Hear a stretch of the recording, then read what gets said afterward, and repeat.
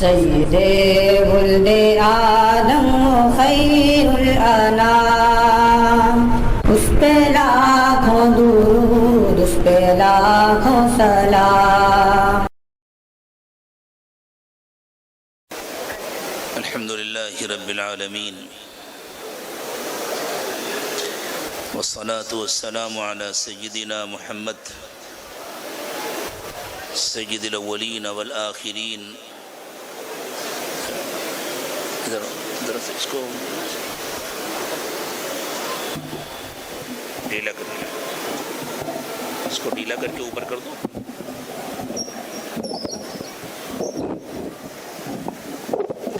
وعلى آلہ واصحابہ اجمعین،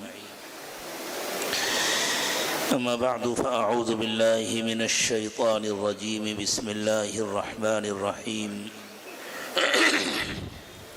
انا نحن نزلنا الذکر وانا له لحافظون۔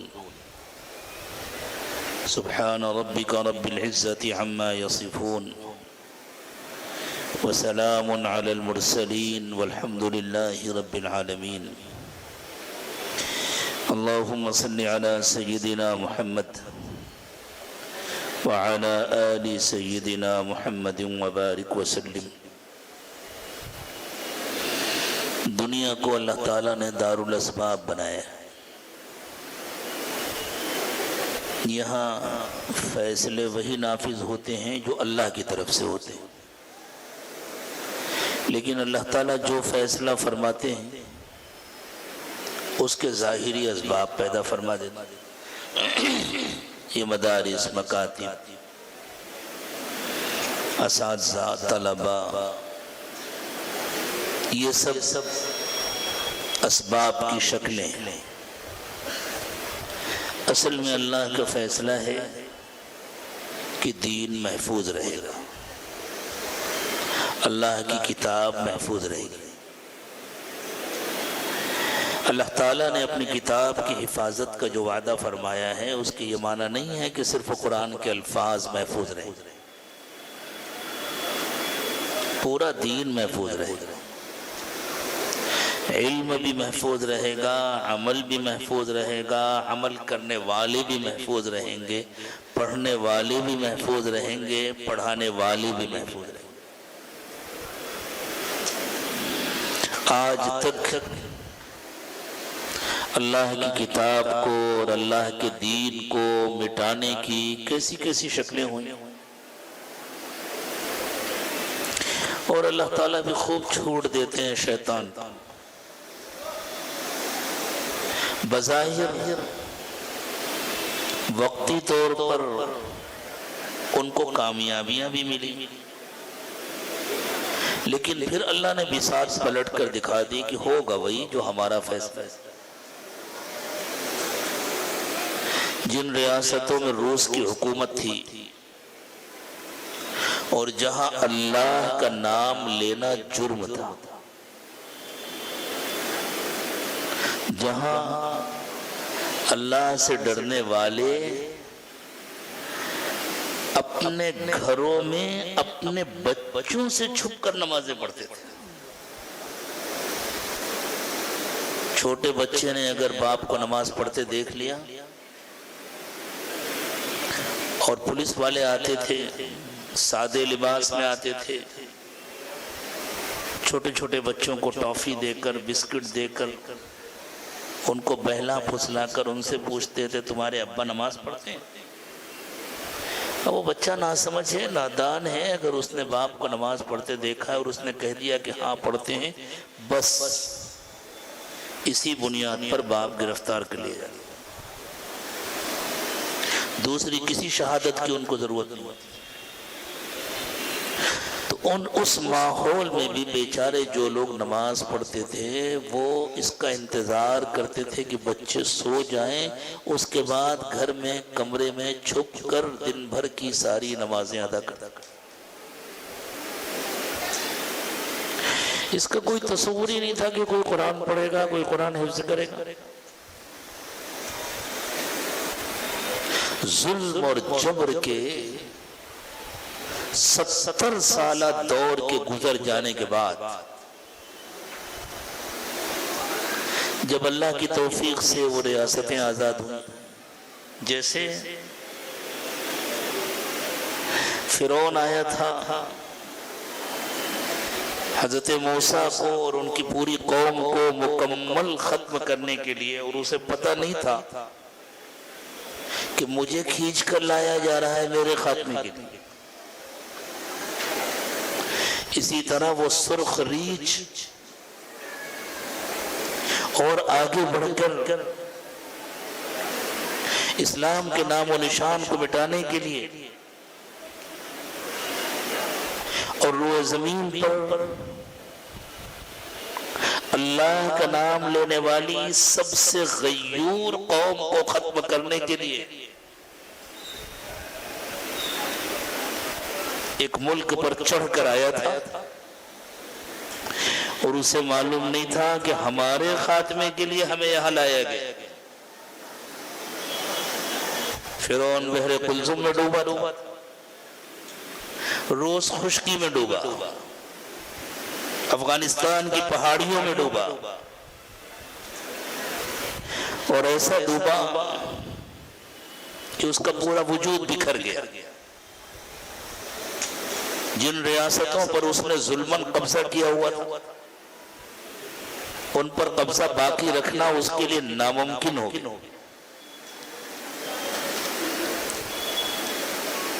تفصیل ہے ان تاریخی واقعات کی جن کو اس وقت مکمل عرض نہیں کیا جا سکتا، لیکن اس وقت جو مجھے اگلی بات عرض کرنی ہے وہ یہ ہے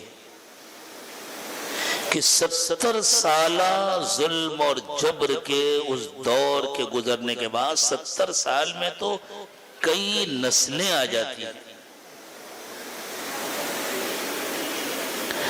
جب وہ ریاستیں آزاد ہوئیں تو ہزاروں کی تعداد میں علماء اور حفاظ نکلے، نئی نئی عمر کے۔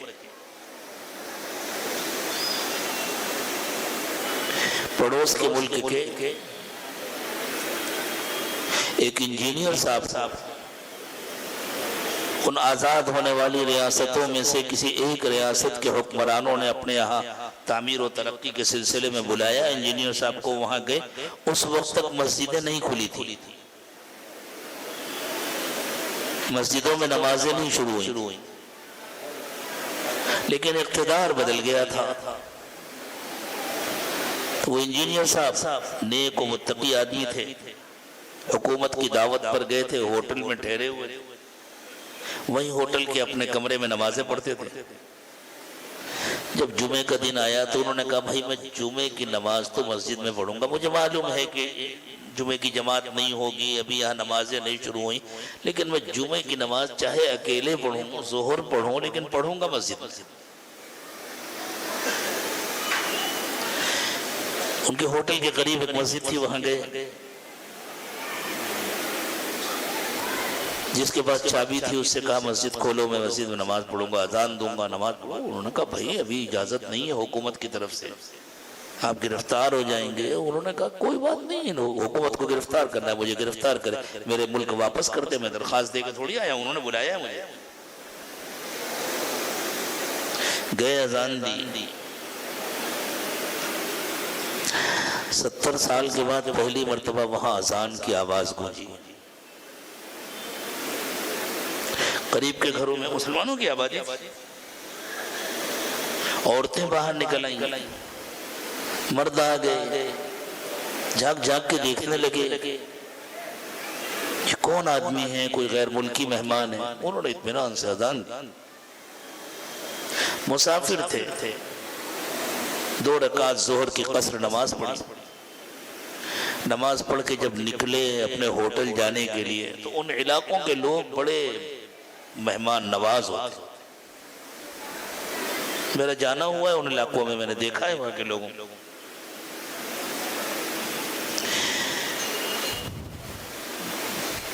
تو ایک صاحب نے آ کر کے کہا کہ ہمارے یہاں چائے پی لیجیے پھر جائیے۔ وہاں کی چائے ہمارے کھانے سے کچھ زیادہ ہوتی ہے، چائے کا عنوان ہوتا ہے، باقی پورا دسترخوان لگتا ہے۔ جلدی سے انہوں نے گھر میں اطلاع کر دی، عورتیں کچن میں چلی گئیں اور تیاری شروع ہو گئی۔ کافی حد تک ان کے ہاں ریڈی میڈ تیاریاں رہتی ہیں، بس جلدی سے کرنا ہوتا ہے۔ یہ بیٹھ گئے، ایک چھوٹا بچہ تھا 12-13 سال کی عمر کا۔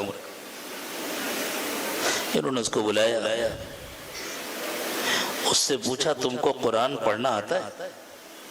تو اس نے گردن ہلائی، ہاں آتا ہے۔ تو انہوں نے سوچا کہ کچھ ناظرہ پڑھ لیتا ہوگا ٹوٹا پھوٹا۔ اپنے بیگ سے قرآن نکالا، کھول کے اس کے سامنے رکھا اور اشارہ کیا پڑھو۔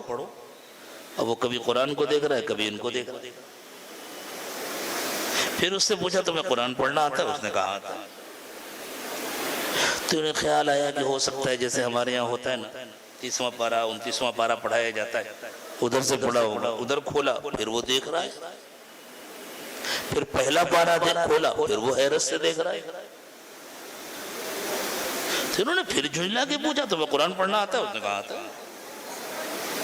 اتنے میں بچے کے باپ آ گئے، ان کو صورتحال کا اندازہ ہو گیا۔ تو انہوں نے پوچھا کہ کیا بات ہے؟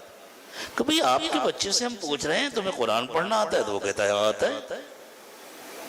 قرآن سامنے رکھنے تو پڑھ نہیں پا رہا۔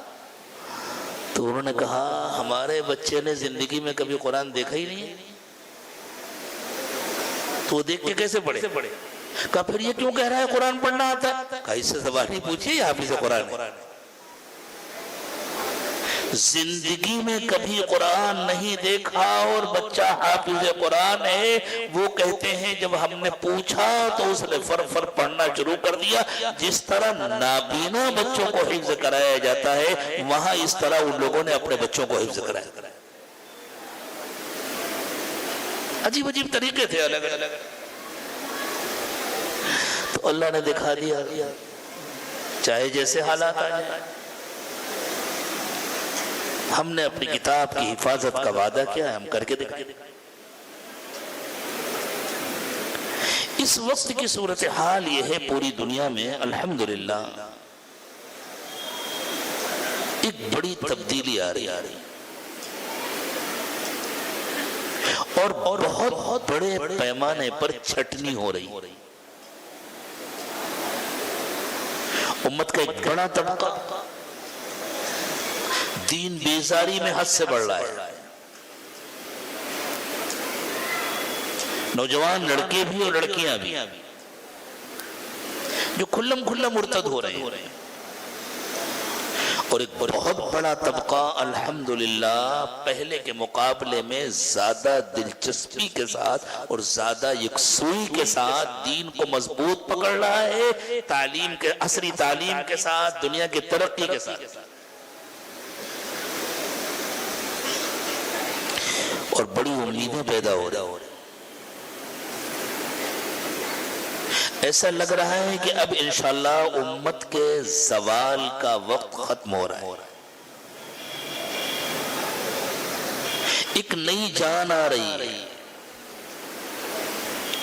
اور کسی قوم کا زوال بھی ایک دن میں نہیں ہوتا، آہستہ آہستہ ہوتا ہے، اور اس کی بیداری بھی ایک دن میں مکمل نہیں ہوتی، آہستہ آہستہ ہوتا ہے۔ تو الحمدللہ پوری دنیا میں بیداری کے آثار نظر آ رہے ہیں۔ اللہ تعالیٰ کے جو فیصلے ہیں اخیر زمانے کے لیے، ان کی پیشگی اطلاع دی ہے ہمارے آقا امام الانبیاء محمد رسول اللہ صلی اللہ علیہ وسلم نے، اور ان تفصیلی اطلاعات کے اشارے اللہ تعالیٰ نے اپنی آخری کتاب قرآن پاک میں اتار دیے تھے۔ هو الذی ارسل رسولہ بالہدی ودین الحق لیظہرہ علی الدین کلہ، کہ اللہ تعالیٰ نے اپنا سچا دین اس لیے اتارا ہے، اپنے نبی کو اس لیے بھیجا ہے تاکہ دنیا میں سچائی کا غلبہ ہو، ظلم کا خاتمہ ہو، انصاف کا غلبہ ہو، اندھیری رات کا خاتمہ ہو، امیدوں کی صبح طلوع ہو، اور جس طرح دن کے نکلنے سے پہلے صبح صادق کی روشنی ہوتی ہے، وہ دن کی جیسی تو نہیں ہوتی لیکن دن کے آنے کا اشارہ ہوتا ہے، دن کے آنے کی علامت ہوتی ہے۔ پوری دنیا میں اس وقت الحمدللہ امت میں جو تبدیلی آ رہی ہے وہ طلوع ہونے والے دن کا اشارہ ہے، اور الحمدللہ ہمارے اپنے ملک میں بھی یہ تبدیلی آ رہی ہے۔ آپ کا یہ خادم بہت دنوں سے یہ بات کہہ رہا ہے، بار بار کہہ رہا ہے، بہت زیادہ عمارتوں کی ضرورت نہیں ہے، اور اب بہت بڑے بڑے اداروں کی بھی ضرورت نہیں ہے،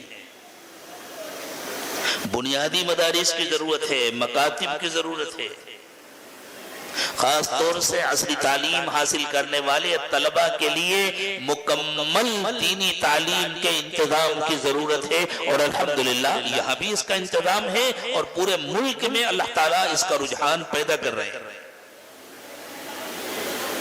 حالات بدل رہے ہیں، اور اللہ تعالیٰ نے اپنے دین میں اتنی وسعت رکھی ہے، اتنی لچک رکھی ہے کہ وہ ہر قسم کے حالات کا ساتھ دینے کی صلاحیت رکھتا ہے۔ اسی لیے تو یہ آخری دین ہے اور قیامت تک کے لیے۔ اگر یہ ہر قسم کے حالات کا ساتھ دینے کی صلاحیت نہ رکھتا تو بدلتے ہوئے حالات کے ساتھ نئے دین کی ضرورت پڑ جاتی، نئی نبوت کی ضرورت پڑ جاتی۔ حضور اکرم صلی اللہ علیہ وسلم خاتم النبیین ہیں، اس لیے آپ کے دین میں، آپ کی دعوت میں اتنی گنجائش ہے کہ دنیا میں چاہے جیسے حالات آئیں، جس اللہ کے حکم سے حالات پیدا ہوتے ہیں اسی اللہ نے دین اتارا ہے، اس لیے اللہ کو پہلے سے سب کچھ معلوم۔ اللہ کے رسول صلی اللہ علیہ وسلم نے ارشاد فرمایا کہ ایک حدیث قدسی ہے، اللہ تعالیٰ ارشاد فرماتے کہ دنیا میں خیر بھی میں پیدا کرتا ہوں، شر بھی میں پیدا کرتا ہوں۔ خیر کو پھیلانے کے لیے بھی میں اپنے بندوں اور بندیوں کا انتخاب کرتا ہوں، بہت خوش نصیب ہوتے ہیں وہ بندے اور وہ بندیاں جن کو میں خیر کے لیے استعمال کر لیتا ہوں، اور شر کو پھیلانے کے لیے بھی میں اپنے کچھ بگڑے ہوئے بندوں اور بندیوں کا انتخاب کرتا ہوں، بہت بد نصیب ہوتے ہیں وہ بندے اور وہ بندیاں جن کو میں شر کے لیے منتخب کر لیتا ہوں۔ یہ اللہ کا کرم ہے، اللہ کا احسان ہے کہ اللہ تعالیٰ نے مجھے اور آپ کو خیر کے لیے منتخب کیا۔ جس طرح انسانی وجود نہ تنہا جسم ہے نہ تنہا روح ہے، جسم اور روح سے مل کر انسان کا وجود ہوتا ہے، اسی طرح مدرسہ نہ تنہا طلبہ سے چلتا ہے، نہ تنہا اساتذہ سے چلتا ہے، نہ تنہا معاونین سے چلتا ہے، ان تینوں سے مل کر مدرسہ چلتا ہے۔ پڑھنے والے بچوں کا جتنا اہم کردار ہے، پڑھانے والے اساتذہ کا اس سے بڑا کردار ہے، اور تعاون کرنے والوں کا بھی کوئی معمولی کردار نہیں ہے۔ اور ان تعاون کرنے والوں کو یاد رکھنا چاہیے کہ ہم تعاون کر کے کسی غیر پر احسان نہیں کر رہے، ہم جو تعاون کر رہے ہیں ہم اپنی نسلوں کی حفاظت کا انتظام کر رہے ہیں۔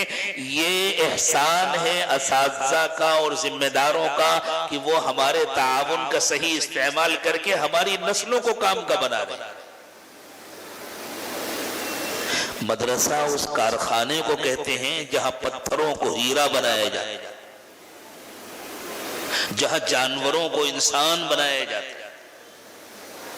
اگر انسان کے پاس علم نہ ہو، اخلاق نہ ہو، کردار نہ ہو تو وہ جانور سے بدتر ہوتا ہے۔ صرف جانور نہیں ہوتا، جانور سے بدتر ہوتا ہے۔ اللہ تعالیٰ نے ارشاد فرمایا لَهُمْ قُلُوبٌ لَا يَفْقَهُونَ بِهَا وَلَهُمْ أَعْيُنٌ لَا يُبْصِرُونَ بِهَا وَلَهُمْ آذَانٌ لَا يَسْمَعُونَ بِهَا أُولَئِكَ كَالْأَنْعَامِ بَلْ هُمْ أَضَلُّ۔ بھٹکے ہوئے انسانوں کے بارے میں، گمراہ لوگوں کے بارے میں فرمایا ان کے دل ہیں لیکن یہ اپنے دلوں کا استعمال نہیں جانتے، ان کی آنکھیں ہیں لیکن یہ اپنی آنکھوں کا صحیح استعمال نہیں کرتے، ان کے کان ہیں لیکن یہ اپنے کانوں کا صحیح استعمال نہیں کرتے، یہ جانور ہیں بلکہ جانوروں سے زیادہ بھٹکے ہوئے۔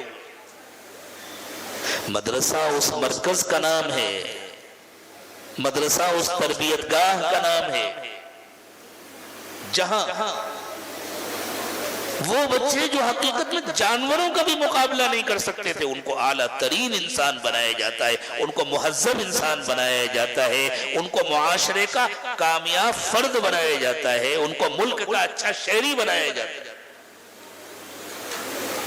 مدرسہ وہ کارخانہ ہے جہاں گویا راستے کے کنارے ہوئے پڑے ہوئے پتھروں کو تراش خراش کر قیمتی ہیرا بنایا جاتا ہے، اور اس میں سب کا تعاون شامل ہوتا ہے، اساتذہ کا بھی اور آپ کے جیسے مخلصین اور معاونین کا۔ اور میرے دوستو، اصل زندگی آخرت کی زندگی ہے، ہمارا اصل گھر جنت ہے۔ اللہ کرے کہ ہم اپنے گھر واپس پہنچیں، ہمیں گھر واپسی نصیب ہو اور ہم اپنے حقیقی گھر پہنچیں۔ اس لیے آج کی اس بابرکت رات میں جو دعاؤں کی قبولیت کی رات ہے، عبادتوں کی قبولیت کی رات ہے، میں آپ سے درخواست کروں گا یہاں سے اٹھنے کے بعد بھی آپ اپنے وقت کو بالکل بے ضرورت کہیں صرف نہ کریں۔ آرام کا شدید تقاضا ہو تو آپ تھوڑی دیر آرام بھی کر لیں، جتنا اللہ توفیق دے عبادت میں، ذکر میں، نماز میں، تلاوت میں، دعا میں وقت گزاریں۔ آج کی رات ہم سب یہ بھی فیصلہ کر لیں کہ اب ہم مشکوک کمائی نہیں کمائیں، اب ہم کسی کا حق نہیں دبائیں۔ عام مسئلہ ہو گیا اس زمانے میں مقروض رہنا اور جس کا حق ہے اس کو ادا نہ کرنا۔ قرض کے سلسلے میں یہ بات یاد رکھنی چاہیے، اللہ کے رسول صلی اللہ علیہ وسلم نے فرمایا اگر کوئی شخص مقروض مرا، چاہے وہ اللہ کے راستے میں شہید ہو، اس سے اچھی کوئی موت ہو سکتی ہے؟ چاہے وہ اللہ کے راستے میں شہید مرا ہو، جب تک اس کا قرض ادا نہ ہوگا اس وقت تک اس کی مغفرت نہیں ہوگی۔ پیسے رکھے رہتے ہیں اور بیچارہ جس کا قرض ہے وہ پریشان ہوتا ہے۔ ایک زمانہ تھا، ایمان کا دور تھا، جب مقروض پریشان ہوتا تھا کہ میں قرض کیسے ادا کروں، اور آج کا ذہن یہ بن گیا ہے ہمیں کیا ٹینشن ہے، ہمیں لینا تھوڑی ہے، جس کا پیسہ ہے وہ سمجھے، اس کا ٹینشن ہونا چاہیے۔ وہ بیچارہ پریشان ہے، دوڑ رہا ہے، مانگ رہا ہے، کل آنا، پرسوں آنا، ابھی نہیں، ابھی چیک ریٹرن ہو گیا، ابھی یہ ہو گیا، ابھی وہ ہو گیا، ابھی وہ ہو گیا۔ اللہ کی پناہ، ایک نیا پیسہ جہنم میں لے جا سکتا ہے، ایک نیا پیسہ۔ جس آدمی کے پاس ادائیگی کا انتظام نہ ہو اور وہ کوشش کر رہا ہو، اللہ اس کی مدد کرتے ہیں، اور جس کے پاس پیسے ہیں لیکن وہ دوسروں کا حق دباتا ہے اور دوڑاتا ہے، یا صرف اس لیے روک کے رکھتا ہے کہ اس کے اپنے منصوبے ہیں، یہاں لگاؤں گا، یہاں لگاؤں گا، یہاں لگاؤں گا، وہ پیسے نہیں کما رہا، جہنم کما رہا ہے۔ اور میرے دوستو، ایسے پیسے جب مسجدوں میں آتے ہیں، مدرسوں میں آتے ہیں، تو ان سے خیر نہیں پیدا ہوتا، شر پیدا ہوتا ہے، جھگڑے پیدا ہوتے، اور ایسے پیسوں سے اگر بچے پل کر پڑھیں گے، نکلیں گے، تو یہ پڑھے لکھے شیطان بنیں گے، یہ پڑھے لکھے جانور بنیں گے، اور ذمہ داری ان لوگوں کی ہوگی جنہوں نے ناجائز پیسے ان پر خرچ کیے ہوگی۔ اللہ ہمیں توفیق دے کہ ہم اپنی نسلوں کو برباد نہ کریں، ہم کسی کا حق اپنے ذمے باقی نہ رہنے دیں، سب کا حق ادا کریں۔ ہمارے ذمے حق باقی ہو تو ہماری نیند اڑ جانی چاہیے، ہماری بھوک اڑ جانی چاہیے، ہمیں بے چینی ہونا چاہیے کہ کس طرح ہم حق ادا کریں۔ کیا پتا آج کی رات میں کس کے زندہ رہنے کا فیصلہ ہوگا اور کس کے اگلی شب برات آنے سے پہلے مر جانے کا فیصلہ ہوگا۔ کیا پتا کس کے لیے روزی کی وسعت کا فیصلہ ہوگا، کس کے لیے روزی کی تنگی کا فیصلہ ہوگا۔ ہم اپنی نیتیں درست کریں۔ میرے دوستو، حلال کماؤ، حلال کھاؤ، اپنے بچوں کو حلال کھلاؤ، اور خیر کے کاموں میں حلال خرچ کرو، اور پیسے کو اللہ کی امانت سمجھو، اللہ کے واسطے ایک پیسہ بھی ضائع نہ ہونا۔ یوں کہا جاتا ہے کہ مسلمان بہت غریب ہیں اس لیے وہ پیچھے ہو گئے ہیں، ان کے بہت سارے منصوبے رکے ہوئے، بالکل غلط ہے۔ مسلمانوں کیا پیسے خرچ کرنے کی ترجیحات بدل گئی ہیں، وہ ترجیحات درست ہو جائے۔ میں تو مسجدوں اور مدرسوں کے ذمہ داروں سے کہتا ہوں، اللہ کے لیے امت کے پیسے کو گنبدوں اور میناروں پر مت ضائع کرو، بچوں کی تعلیم و تربیت پر خرچ کرو، پڑھانے والوں کی کفالت کرو، ورنہ یہ پیسے ان کا حساب ہوگا اللہ کے پاس۔ الحمدللہ یہاں تو دیکھیں آپ، اتنی سادگی کے ساتھ کوئی باہر سے آ جائے تو کہہ سکتا ہے کہ یہاں 1000 بچے پڑھتے ہوں گے، لیکن اتنی سادگی کے ساتھ الحمدللہ یہ نظام چل رہا ہے۔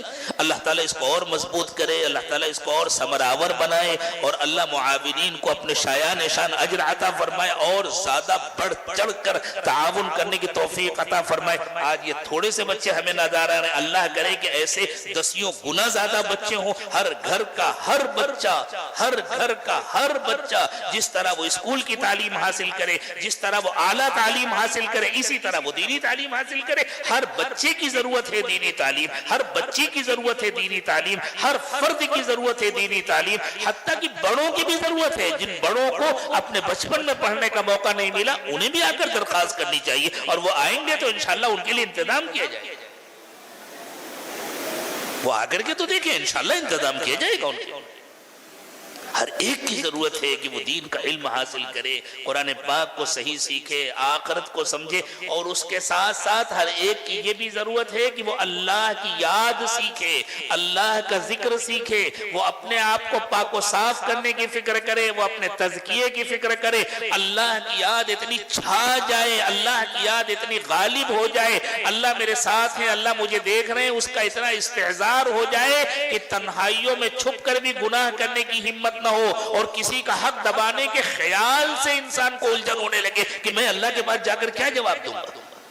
کسی گناہ کے قریب جاتے ہوئے یہ ڈر لگے میرے اللہ ناراض ہو جائیں گے تو میرے پاس بچے گا کیا، یہ ڈر اللہ کرے ہمیں آ جائے۔ اگر اللہ ناراض ہو جائیں گے تو میرا کیا بنے گا، میرے پاس کیا بچے گا، چاہے ساری دنیا مجھے مل جائے کس کام کی، اگر اللہ مجھ سے ناراض ہے۔ اللہ تعالیٰ بے انتہا قبول فرمائے۔ شاید میں نے آپ کو کچھ زیادہ وقت لے لیا، لیکن یہ کچھ ضروری باتیں تھیں، اتنا طلب والا مجمع کبھی کبھی ملتا ہے، اس لیے یہ باتیں عرض کر دی۔ اللہ تعالیٰ کہنے والے کو کہنے سے زیادہ، سننے والوں کو سننے سے زیادہ کامل اخلاص کے ساتھ عمل کرنے کی توفیق عطا فرمائے۔ اللہ اس مدرسے کی اور تمام مدارس کی حفاظت فرمائے، اور آج کی رات میں اللہ تعالیٰ ہم سب کی اور پوری امت کی مغفرت فرما دے، اور دنیا میں بڑی ایمانی تبدیلی لانے کا فیصلہ فرما دے۔ ہمارے گناہوں کے نتیجے میں اگر کچھ آفتیں اور مصیبتیں آنے والی ہوں تو آج کی رات میں اللہ تعالیٰ ان کو روکنے اور ان کو ٹالنے کا فیصلہ فرما دے۔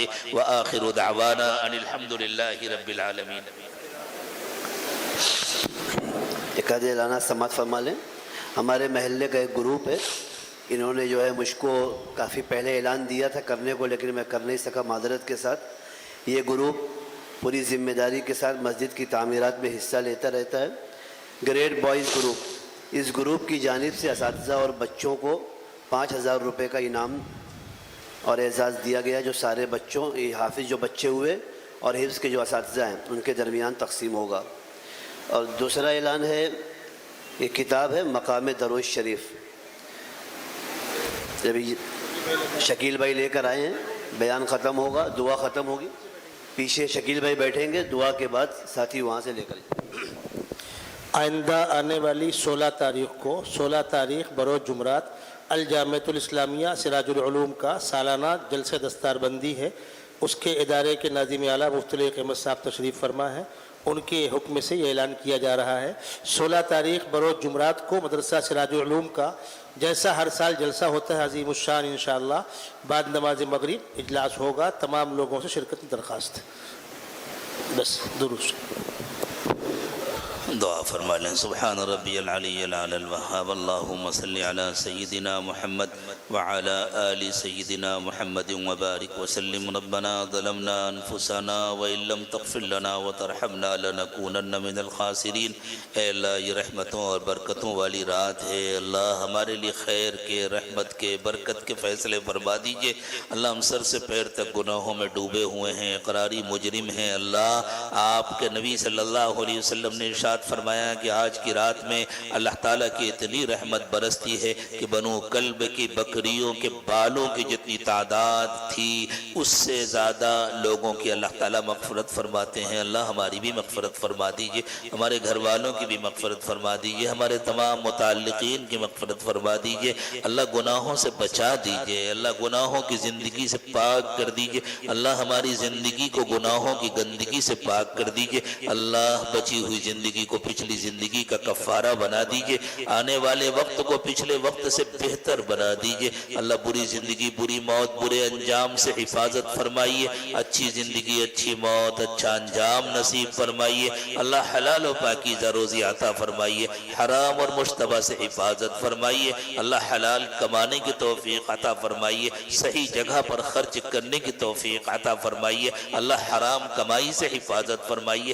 حلال پیسہ بھی اللہ کسی ایسی جگہ خرچ کرنے سے بچا دیجئے جہاں خرچ کرنا آپ کو ناپسند ہو، جہاں خرچ کرنے سے آپ ناراض ہوتے ہوں. اللہ جسمانی بیماریاں بھی دور فرما دیجئے، روحانی بیماریاں بھی دور فرما دیجئے. اللہ جو بیمار ہیں انہیں شفا عطا فرمائیے، جو پریشان حال ہیں ان کی پریشانیاں دور فرما دیجئے، جو مقروض ہیں ان کا قرض ادا کرا دیجئے، جو بے روزگار ہیں ان کو حلال و پاکیزہ روزگار عطا فرمائیے. اللہ جو بے اولاد ہیں ان کو نیک و صالح اولاد عطا فرمائیے، جو اولاد والے ہیں ان کی اولادوں کو نیکوکار بنائیے، اطاعت گزار و فرما بردار بنائیے. اللہ دین دنیا کی بھلائیوں سے مالا مال فرما دیجئے. اللہ اس مدرسے کی حفاظت فرمائیے، اس کی تمام ضروریات کی غیب سے کفالت فرمائیے. اللہ ہمارے شہر میں، ہمارے ملک میں اور پوری دنیا میں اللہ اہل حق کے جتنے مدارس ہیں سب کی حفاظت فرمائیے، سب کی ضروریات کی غیب سے کفالت فرمائیے. اللہ سب کو قبول فرمائیے، پڑھنے والوں کو، پڑھانے والوں کو، تعاون کرنے والوں کو،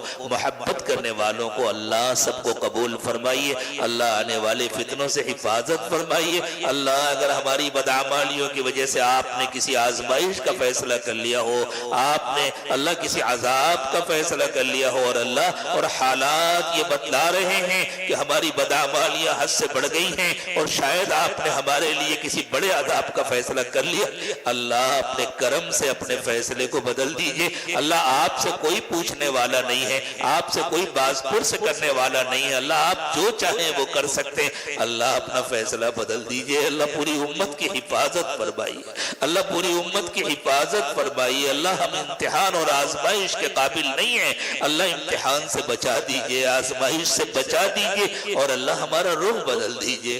اللہ ہمارا رخ بدل دیجئے. اپنی محبت معرفت نصیب فرما دیجئے. اللہ اپنی محبت معرفت نصیب فرما دیجئے. اللہ ہماری دنیا بھی بنا دیجئے اور ہماری آخرت بھی بنا دیجئے، اور ہماری آخرت کو ہماری دنیا سے بہتر بنا دیجئے. اللہ ہمارے ظاہر کی بھی اصلاح فرما دیجئے، ہمارے باطن کی بھی اصلاح فرما دیجئے، اور اللہ ہمارے باطن کو ہمارے ظاہر سے بہتر بنا دیجئے.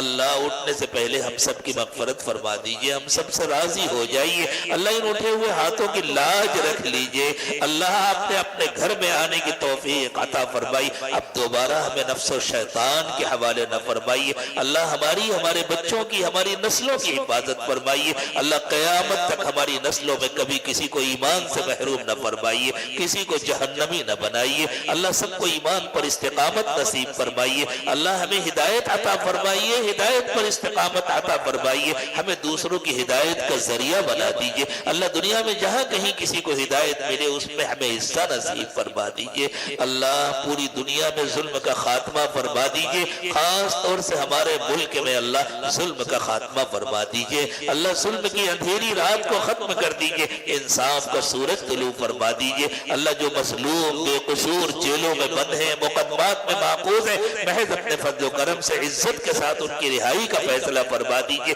اللہ جن لوگوں نے اب تک آپ کو نہیں پہچانا، اللہ جن لوگوں نے اب تک آپ کو نہیں پہچانا ان کو بھی اپنی پہچان کرا دیجئے. اللہ جو اب تک آپ کی محبت سے محروم ہے ان کو اپنی محبت عطا فرما دیجئے. اللہ دنیا کی تکلیفیں بھی دور فرما دیجئے، آخرت کی تکلیفیں بھی دور فرما دیجئے، اللہ سب کو ایک اور نیک بنا دیجئے، اللہ اس ملک میں بسنے والے تمام انسانوں کو ایک اور نیک بنا دیجئے، سب کو اپنی محبت و معرفت عطا فرما دیجئے، اللہ سب کی دنیا بھی بنا دیجئے، آخرت بھی بنا دیجئے، اللہ جو مانگا وہ بھی عطا فرمائیے، جو مانگنا چاہیے نہیں مانگ سکے وہ بھی عطا فرمائیے، اللہ مانگے بغیر عطا فرمائیے، مانگنے کا سلیقہ عطا فرمائیے، اللہ یہ بچے جنہوں نے حفظ قرآن مکمل کیا ہے اللہ ان کے دلوں کو بھی اور ان کے ساتھ صدقے میں ہم سب کے دلوں کو بھی قرآن کے نور سے منور فرما دیجئے، اللہ قرآن کے نور سے منور فرما دیجئے، اللہ ان کو ساری زندگی قرآن کا حق ادا کرنے کی توفیق عطا فرمائیے، اللہ ہم سب کے دلوں کی قرآن کو بہار بنا دیجئے،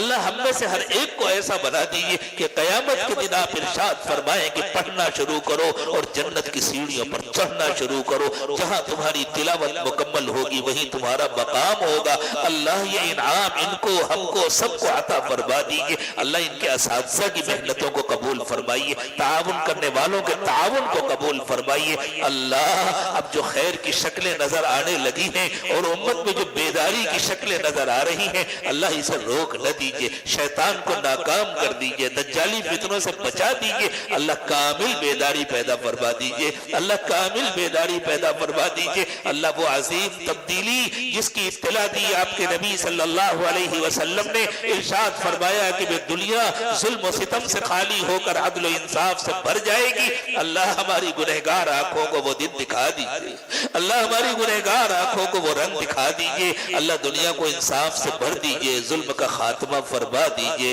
اللہ ان دعاؤں کو محض اپنے فضل و کرم سے قبول فرما لیجئے، دور قریب جن لوگوں نے بھی دعاؤں کے لیے کہا یا ان کو ہم سے اچھی توقعات ہیں محض اپنے فضل و کرم سے سب کو ان کی توقعات سے بڑھ کر عطا فرمائیے، وصلی اللہ تعالی علی خیر خلقہ محمد وعلی آلہ واصحابہ اجمعین برحمتک یا ارحم الراحمین۔